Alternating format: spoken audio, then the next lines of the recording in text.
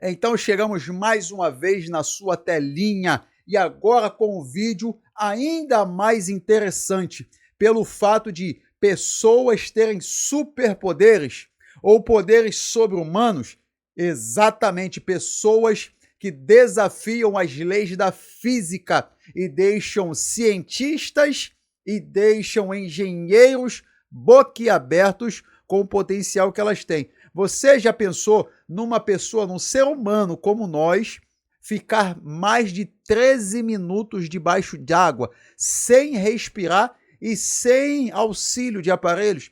Exatamente. Pessoas que saltam grandes alturas sem dar impulso com o joelho e apenas com o pé. Pessoas que conseguem dominar o calor e o frio do seu próprio corpo. Pessoas que respiram como a gente respira aqui, em grandes altitudes, onde o ar rarefeito. Exatamente. É sobre isso que você vai assistir nesse vídeo aqui. Mas só que primeiro eu vou esperar você deixar o seu like e ativar o sininho de notificação, tá? Isso, muito bem. Agora, deixa aí o seu like, o seu comentário e compartilha muito, tá? Então, vamos para o vídeo. Você já ouviu falar de pessoas que conseguem controlar a temperatura do próprio corpo, mesmo em meio a um frio extremo? Ou que mergulham por mais de 10 minutos sem precisar de oxigênio? O que você vai ver agora é de deixar qualquer cientista de queixo caído. Esses povos indígenas possuem habilidades que parecem desafiar as leis da física, mas são fruto de adaptações incríveis ao ambiente em que vivem. Então, deixa o like, se inscreva no canal e preste atenção nessas 10 tribos indígenas que parecem ter saído de um filme pra lá de maneiro. Bajau, os mergulhadores super-humanos. Desafiando as leis da física e da biologia, os Bajau conseguem ficar 13 minutos submersos no fundo do... Que isso, não acredito não. 13 minutos debaixo d'água, irmão. 13 minutos debaixo d'água. Eu não fico um minuto, parece que eu já tô me afogando. Rapaz, não. mar, sem oxigênio e nenhum tipo de equipamento. Eles são conhecidos como caçadores do mar e habitam regiões do Sudeste Asiático.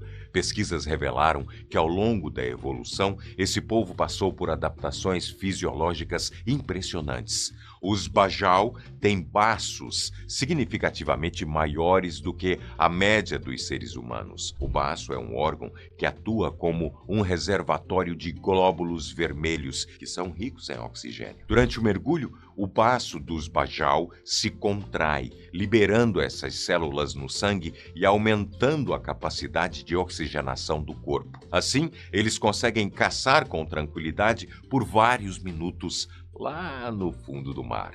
A não ser que você seja um Bajau asiático, já sabe, né? Nada de tentar isso aí na sua casa, na piscina principalmente. Mas a adaptação dos Bajau vai além da fisiologia. Desde pequenos eles são treinados para mergulhar e caçar dentro d'água.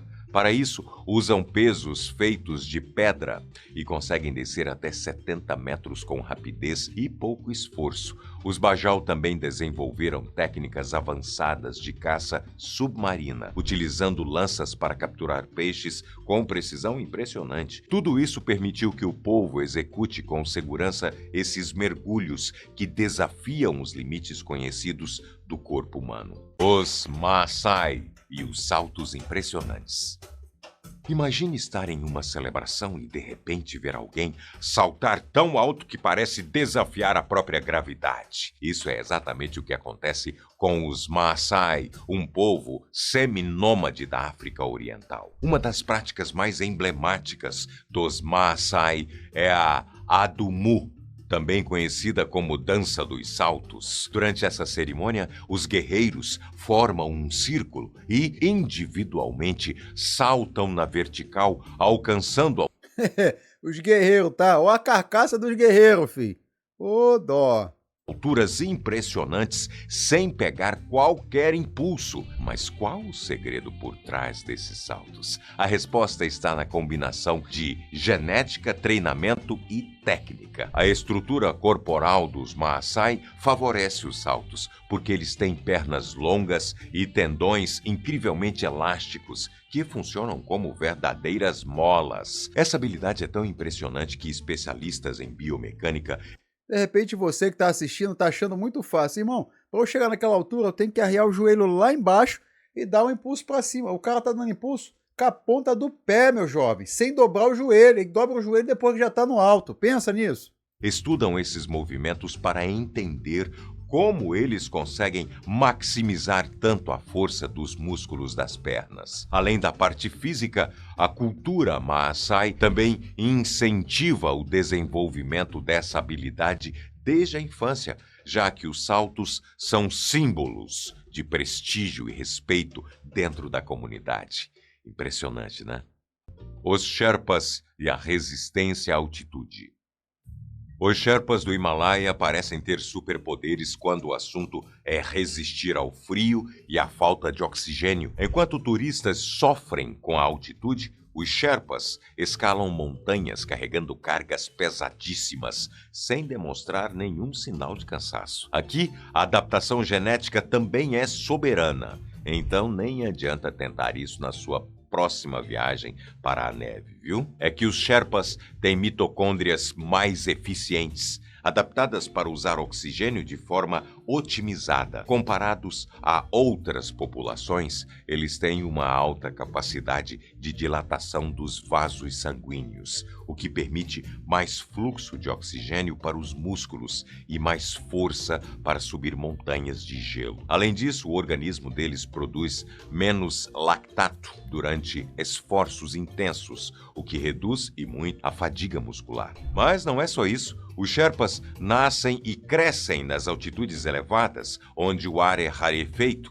Isso permitiu que seus corpos desenvolvessem naturalmente uma maior capacidade pulmonar. A dieta deles é baseada em alimentos ricos em carboidrato e chás energéticos. Também contribui para a energia durante expedições longas. Os Sherpas são um povo extremamente bem adaptado, desafiando o entendimento que a ciência tinha sobre o desempenho humano em ambientes com pouca oxigenação.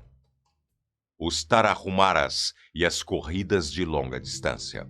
Nos últimos anos, as corridas viraram febre entre quem pratica exercício físico. Mas e se eu te dissesse que tem um povo tradicional que corre de maneira veloz, sem tênis moderno, sem relógio que mede o pace, nem gel de carboidrato? Estou falando de um povo que vive nas montanhas de Sierra Madre, no México, os Tarahumaras, que significa aqueles que correm rápido. Essa tribo indígena é famosa pela habilidade que desenvolveu de correr distâncias longas, de centenas de quilômetros, muitas vezes descalços ou usando sandálias simples. Os números são impressionantes. Os Tarahumaras conseguem correr mais de 300 quilômetros em apenas 2 dias. Existe registro que o indígena da tribo chegou a fazer 700 quilômetros, o equivalente a 16 maratonas em 48 horas. Além de resistentes, eles são velozes. Levam apenas 90 minutos para atravessar trechos montanhosos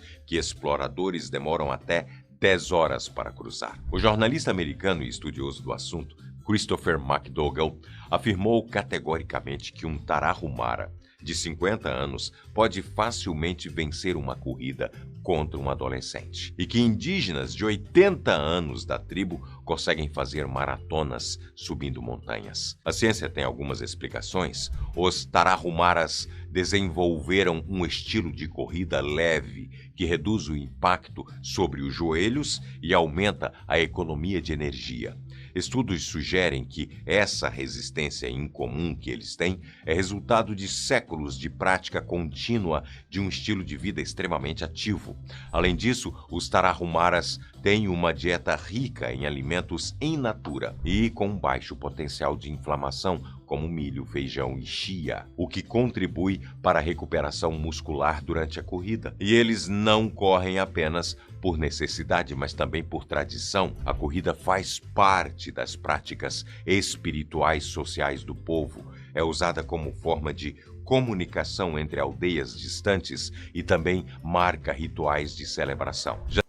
Ai, tô cansado só de assistir, só de ouvir eu tô cansado, filho. Já teve até narcotraficantes se aproveitando da velocidade dos Tarahumaras para agilizar algumas entregas. Mas isso aí já é assunto para outro vídeo. Comentários. Os Korowai e as casas nas alturas. Viajando para as florestas tropicais da Papua Ocidental, na Indonésia, encontramos os Korowai, que constroem suas casas no topo das árvores. Sim, literalmente no topo.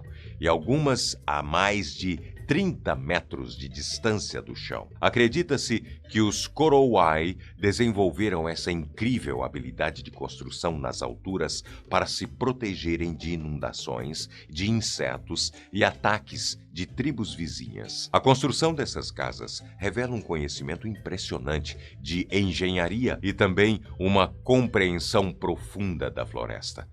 Imagina as crianças, irmão, ali em cima. Imagina aquele que já tem um pouco mais de idade para subir isso. Rapaz.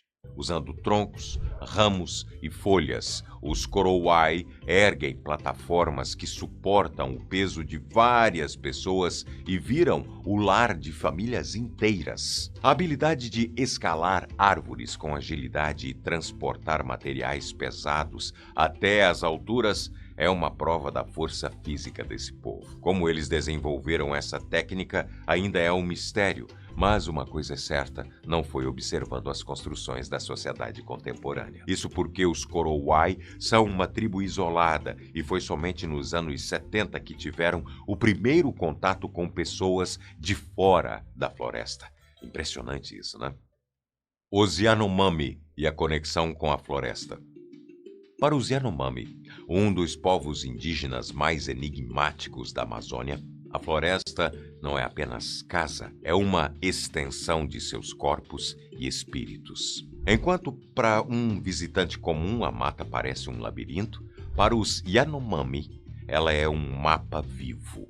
Sem bússolas, eles se movem com precisão pela vegetação fechada e conseguem percorrer distâncias imensas na floresta sem nunca se perder. Interpretam o canto dos pássaros e percebem mudanças mínimas nas folhas das árvores para prever perigos, encontrar comida e fazer o caminho de volta para a tribo. E não para por aí, não. O conhecimento Yanomami sobre plantas medicinais desafia a ciência moderna. Muitas ervas que eles utilizam há séculos para tratar doenças ainda são um mistério para os pesquisadores. Enquanto laboratórios ao redor do mundo tentam sintetizar curas, os xamãs já conhecem todos os remédios que a floresta oferece naturalmente. Mas talvez o mais impressionante seja a conexão dessa etnia com o ambiente em que vivem. Os Yanomami não caçam mais do que precisam, não devastam a terra e vivem em um equilíbrio que a civilização moderna jamais conseguiu alcançar. Eles enxergam a floresta como um ser vivo que respira e responde a cada ação. Essa sabedoria, passada de geração em geração, é o verdadeiro segredo de sua sobrevivência. Algo que a sociedade moderna deveria aprender. Mas isso sim seria desafiar as leis da física. Você não concorda? A precisão dos arqueiros Hadza. Imagina caçar em plena savana africana, sem mira, sem cálculo matemático, sem qualquer tecnologia moderna. Agora imagina acertar um alvo em movimento com precisão absoluta. Parece impossível, né? Para os Hadza, um dos últimos povos caçadores-coletores da África, essa é apenas mais uma manhã comum. Há mais de 10.000 anos, os Hadza vivem na Tanzânia praticamente do mesmo jeito, caçando para sobreviver. Mas o que realmente impressiona é como eles fazem isso. Diferente dos arqueiros modernos que dependem de mira laser, cálculo. Cara, eu quero ver aquilo ali no primeiro vídeo, logo no começo dessa tribo aqui, que o cara atingiu, eu acho que um pássaro na ponta de um galho de árvore com mais de 200 metros de distância ali, cara. Agora me gerou curiosidade, hein? De vento e equipamentos sofisticados, os Hadza confiam puramente no instinto e acertam alvos a distâncias inacreditáveis.